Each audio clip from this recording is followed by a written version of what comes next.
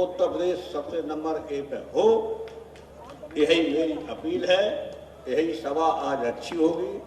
जो हमारा कमिटमेंट है बैकवर्ड क्लासेस के लिए, माइनॉरिटी के लिए, शेड्यूल कास्ट, शेड्यूल ट्राइब के लिए, अपर कास्ट के पुअर के लिए, उनके लिए हम कोई भी कुर्बानी करने को तैयार हैं।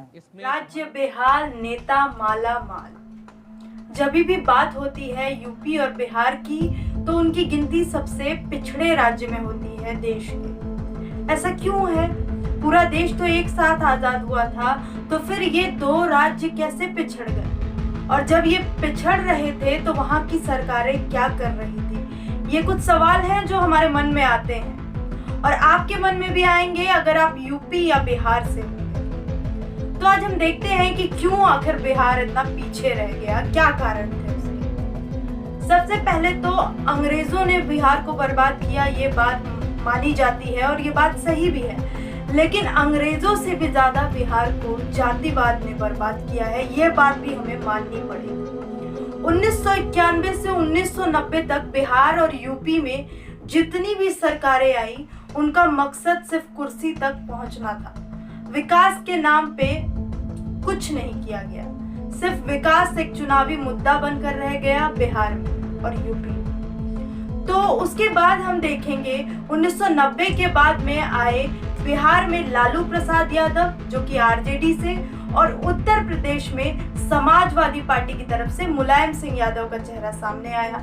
तो लोगों के अंदर एक उम्मीद जगी कि शायद अब यूपी और बिहार सबसे पिछड़ा ना होके बाकी सब राज्यों के साथ कदम से कदम मिलाकर चलेंगे। लेकिन हुआ क्या, ये देखते हैं। तो मैं आपको बता दूं कि यूपी और बिहार के लोगों ने अपने पैरों पर खुद कुल्हाड़ी मारी, जातिवादी पार्टी चुनी। वो भी एक बार नहीं, 3 बार ये गलती हुई यूपी और बिहार से। एक ऐसी उन्होंने सरकार चुनी जो कि जातिवाद पे सिर्फ सबसे ज्यादा प्रेशर था उनका, और जो कि जातिवाद का ही प्रचार करते रह गए।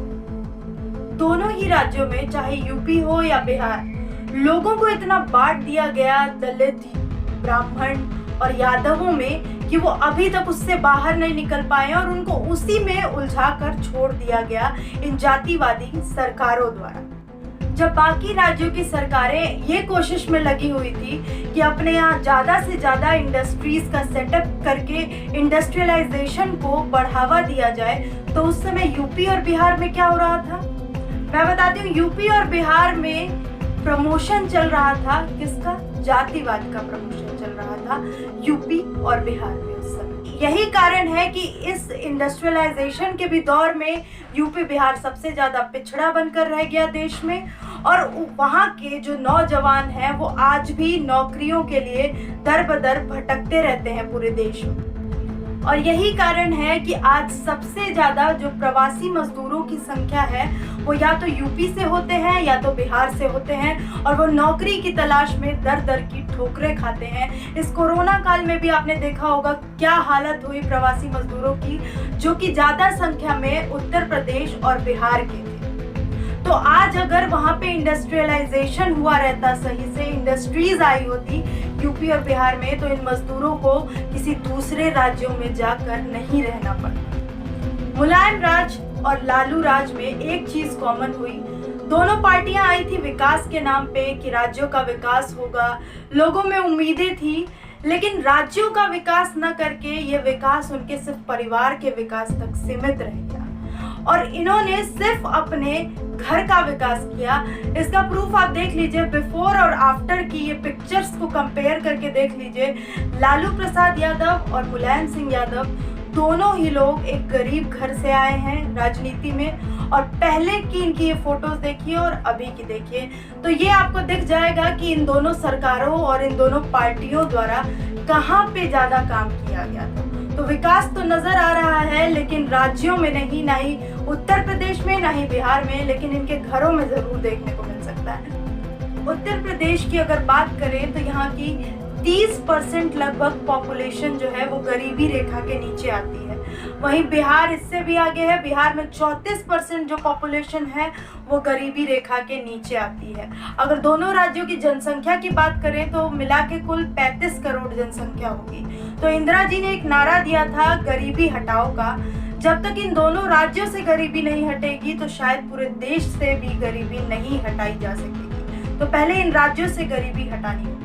अब देखते हैं हम स्वास्थ्य पे क्या काम किया गया है। यहाँ पे यूपी में 20,000 लोगों पर एक डॉक्टर मौजूद है और वहीं बिहार में 29,000 लोगों पर एक डॉक्टर। वहीं हम इसका अगर कंपैरिजन दिल्ली जैसे शहरों से कर लेते हैं तो दिल्ली में 2000 ये रेशियो है, 2000 लोगों पर एक डॉक्टर। तो ये आप देख लीजिए सीधा फर्क कितना है कि हेल्थ पे कितना काम किया गया है, ये भी इससे साबित हो जाता है। उसके बाद हम बात करेंगे लिटरेसी रेट की। तो यूपी की जो लिटरेसी रेट यानी कि शिक्षा दर जो है वो 69% है।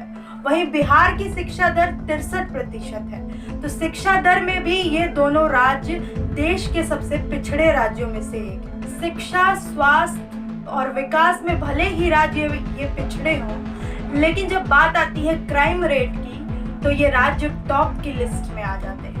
टॉप 10 में इनका नाम हमेशा आप देख सकते हैं जब क्राइम की बात होती है। और एक रिपोर्ट की माने तो अगर अनसेफ जगह देखी जाए महिलाओं के लिए तो उसमें उत्तर प्रदेश और बिहार का नाम आता है। इन सरकारों ने आखिर कितना काम किया है इसका ये रिपोर्ट कार्ड आपके सामने है। हर चीज में सबसे पिछड़े में हम हैं यूपी और बिहार वाले। फिलहाल हम देखिए तो जो अभी की सरकारें हैं यहाँ पे काफी बेहतर काम कर रही हैं और हम ये उम्मीद करेंगे कि ये बेहतर से बेहतरीन तक भी पहुंचाने का काम करेंगी। धन्यवाद।